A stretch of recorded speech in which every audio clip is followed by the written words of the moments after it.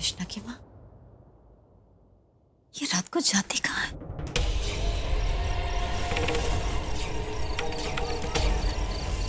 कामनी, कल तुम क्यों नहीं आई थी?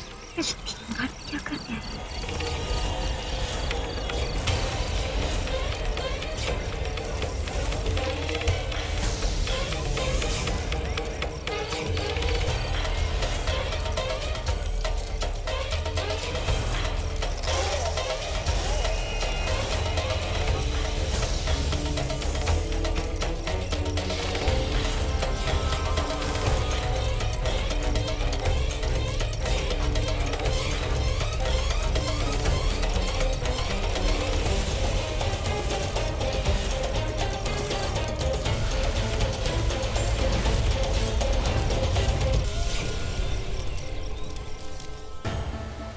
इस विधि से प्रतीत होता है कि देवी पौलमी धरती पर आसुरी शक्तियों के उपासकों को एकत्रित कर रही है। उन्होंने कोई भयंकर षड्यंत्र रचा है। माते, आपके आदेश पर हमने तृष्णा की माँ की दृष्टि से संतोषी को छुपाकर प्रकोष्ठ रूप से उसकी सहायता कर दी, किंतु धरती पर संतोषी मंत्र आपके सिद्धांतों के बल पर तंत्र विद्या का सामना नहीं कर पाएगी। इस समय उसके पास रक्षा सूत्र भी नहीं है माँ। गौ माता, महादेव ने हमें कोई भी कार्य अति भावुकता के साथ करने से मना किया है। साधना कुछ ही क्षण में समाप्त होने वाला है, अर्थात गौमाता और संतोषी को दंड देने का समय निकट आ रहा है।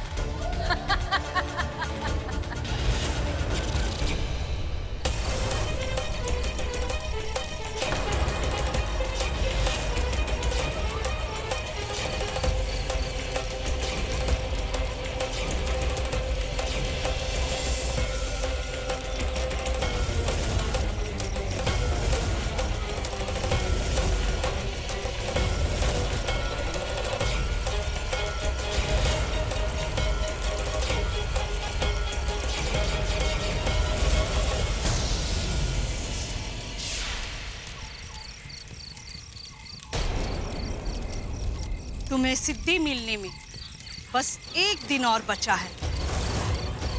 कल तुम्हारी 1008 आहुतियां पूरी हो जाएंगी और तुम्हें सिद्धि प्राप्त हो जाएगी। फिर तुम्हें देवी पौलमी की कृपा भी मिल जाएगी। जो तुम्हें काम मिला है वो पूरा नहीं हुआ है, उसे पूरा करो। इसका मतलब कुछ और दिन मुझे तृष्णा की माँ बन के रहना होगा। तो हमारा शक सही निकला, ये कृष्णा की माँ नहीं है।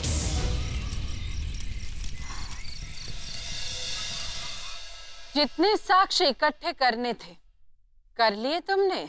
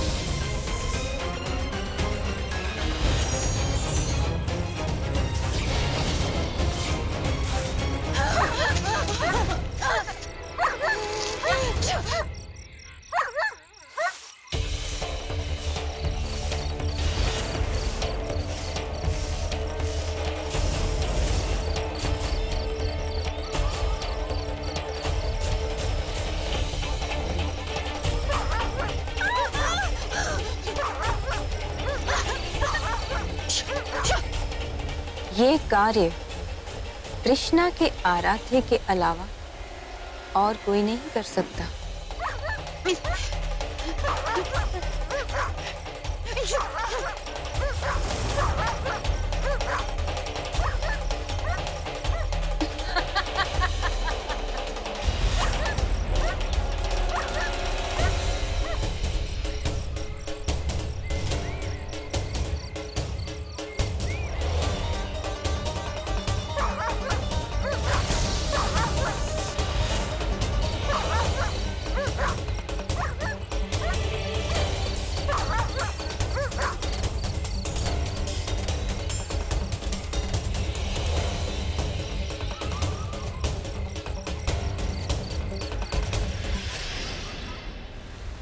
हम संतोषी की सहायता नहीं कर सकते, किंतु गौ माता की तो कर सकते हैं।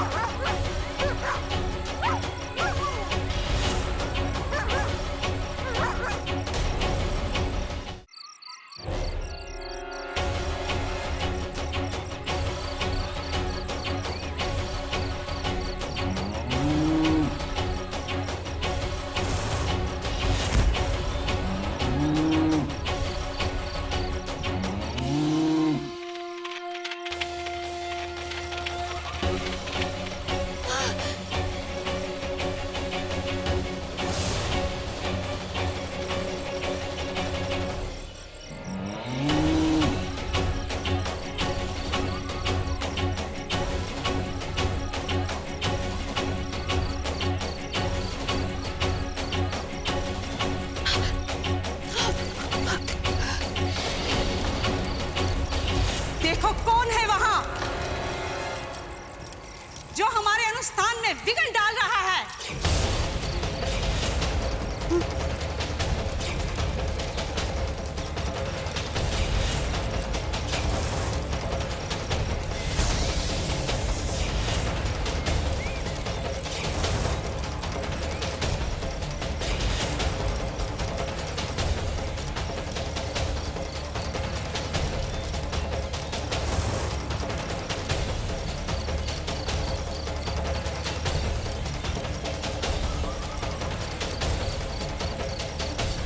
ये गाय बहुत देर से यहाँ भटक रही है।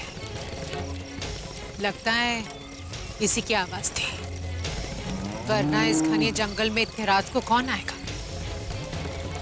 चलो।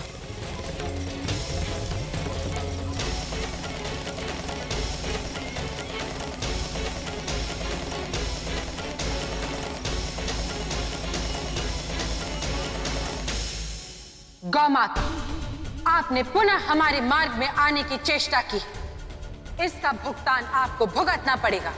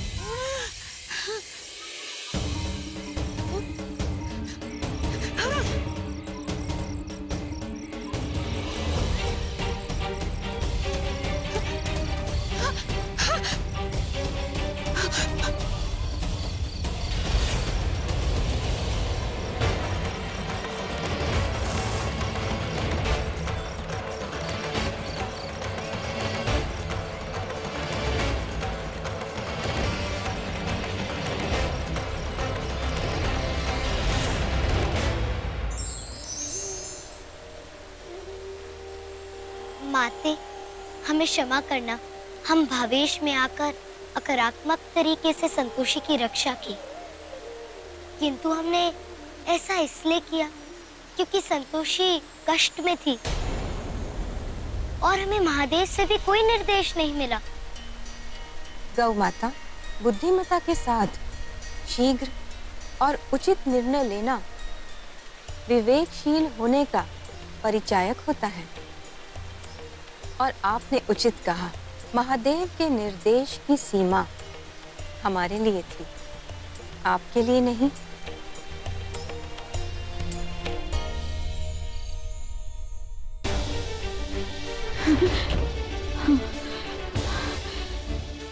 आज ये तो साफ हो गया कि कामिनी जी तृष्णा जी की मां नहीं है।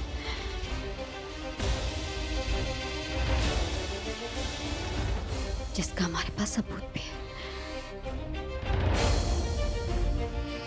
लेकिन हमारी बात मानेगा कौन? एक काका थे जो हमारी बात सुनते थे और हमें रास्ता दिखाते थे, लेकिन अब तो वो भी कामिनी और उस तृष्णा के वश में है। क्या करें? काका को तो ठीक किया जा सकता है, बस किसी तरीके से वो दिव्य सूत्र हमें मिल जाए।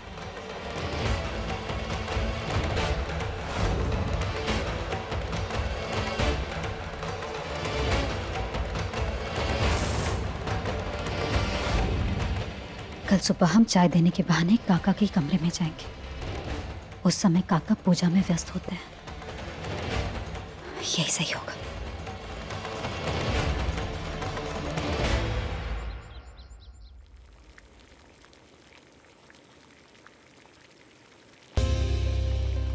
यही सही समय है दिव्य सूत्र को ढूंढने का।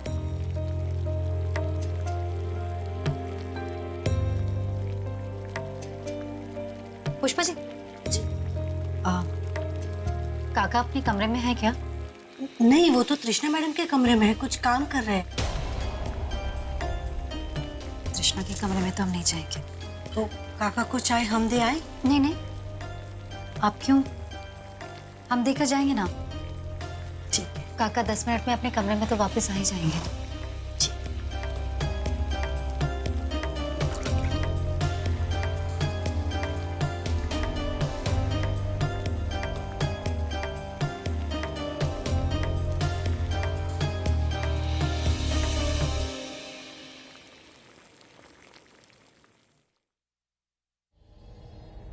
संतोषी जी, ये चाय लेकर कहाँ जा रही हो?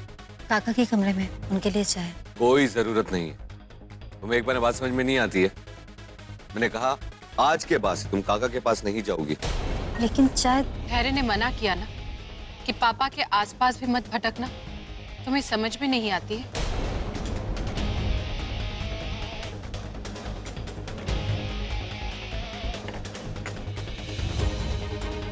गुलाब,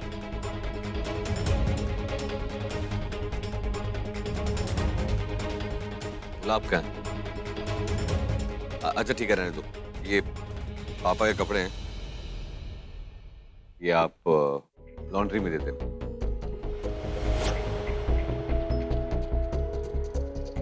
हे भगवान, इन कपड़ों में तो वो कपड़ा भी है जिसमें काका ने दिव्य सूत्र रखा था। अगर किसी तरीके से वो कुर्ता हमारे हाथ लग जाए तो दिव्य सूत्र बड़ी आसानी से हमें मिल सकता है।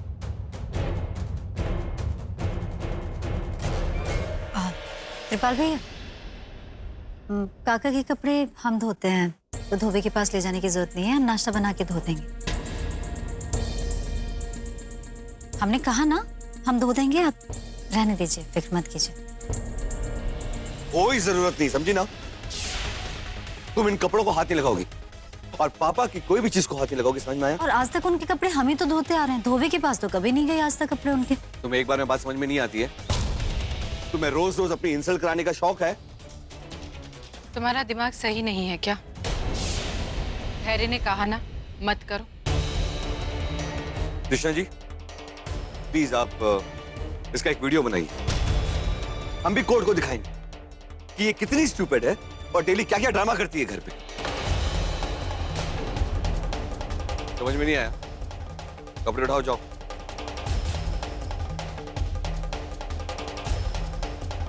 ये तो जा रहे हैं, अब धागा कैसे निकालें? इनके सामने तो हम इनका पीछा भी नहीं कर सकते। और तुम एक बात कान खोलकर सुन लो, अगर आज के बाद से पापा की कोई भी चीज को हाथ लगाई तुमने या आसपास ही भटकी ना, तो मैं तुम्हें नहीं छोड़ूंगा। ये मेरी आखिरी वार्निंग है तुम्हारे लिए। माते, संतोषी को इतने कठिन समय का सामना करना पड़ रहा है। गौ माता, नियति ने उसके लिए यही लिखा है।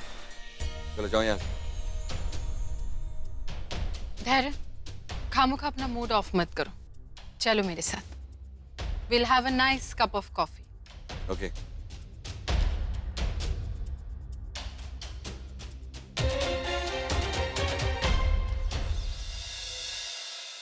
शर्मीली बेटा, अब गुड्डू को माफ कर दे। देख, तूने इतनी मन्नतें मांगी, इतने उपवास किए, अब जब गुड्डू तुम्हारे पास आ गया है तो तुम उसे पूछ ही नहीं रही हो। दीप, हम आज भी गुड्डू जी से प्यार करते हैं, लेकिन क्या बेटा? जब भी हम उस स्वीटी के बारे में सोचते हैं ना, हमें गुड्डू जी से नफरत होने लगती है। बेटा, हम तुम्हारी तकलीफ समझते हैं, लेकिन तकलीफ देने से ज्यादा सजा देने वाले को तकलीफ होती है। तुम ही देख लो, तुम गुड्डू को तकलीफ दे रही हो ना, और खुद भी कितनी तकलीफ में हो।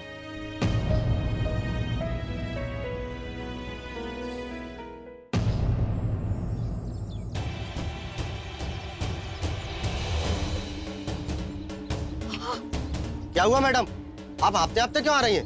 भैया हमारे कपड़े, मतलब हमारे घर के कपड़े चाहिए। मिश्रा हाउस से जो कपड़े का बंडल आया ना, उस कपड़े में कुछ जरूरी चीज रह गई, हमें वो वापस चाहिए। मैडम आप 5 मिनट लेट हो गई। लेट हो गए मतलब? अभी अभी लड़का सारे कपड़े लेके चला गया। कहाँ चला? मेरा मतलब है किस तरफ चला गया? एक काम करिए, आप सिग्नल से सीधे सीधे जाइए और पहला राइट लीजिए। हाँ। अरे लेकिन मैडम आप उसे पहचानेंगे कैसे? हम अपने घर का बंडल पहचानते हैं भैया।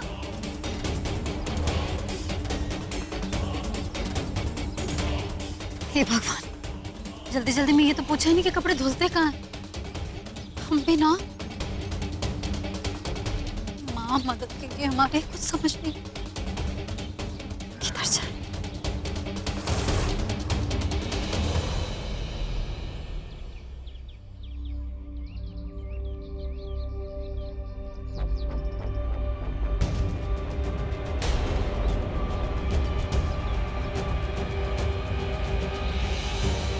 भैया,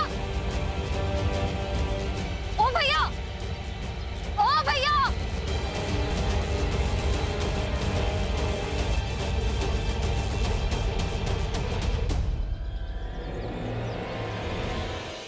कहाँ चले गए?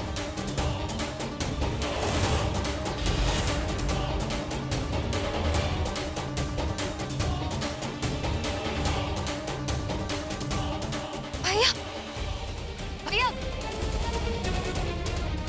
भैया,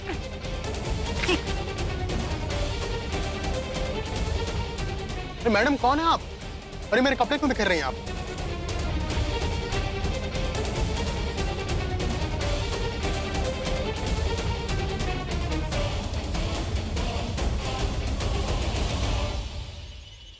मैडम रुकिए। हाँ? क्या हुआ, कुछ ढूंढ नहीं थी क्या आप? वो इसमें एक धागा था, नहीं है यहाँ पे। वो धागा तो मेरे पास है। मजाक तो नहीं कर रहे हैं? मैं क्यों मजाक करूंगा? मैं तो दीजिए ना, आप नहीं जानते वो धागा कितना जरूरी है हमारे लिए। ये लीजिए। हे माँ, आपको नहीं पता आपने कितना बड़ा एहसान किया हमारे ऊपर। ये धागा हमारे लिए बहुत जरूरी था। मैडम, मैं भी पूजा पाठ वाला इंसान, इसलिए मैं इसे देखते ही समझ गया था कि ये किसी की जरूरत की चीज होगी।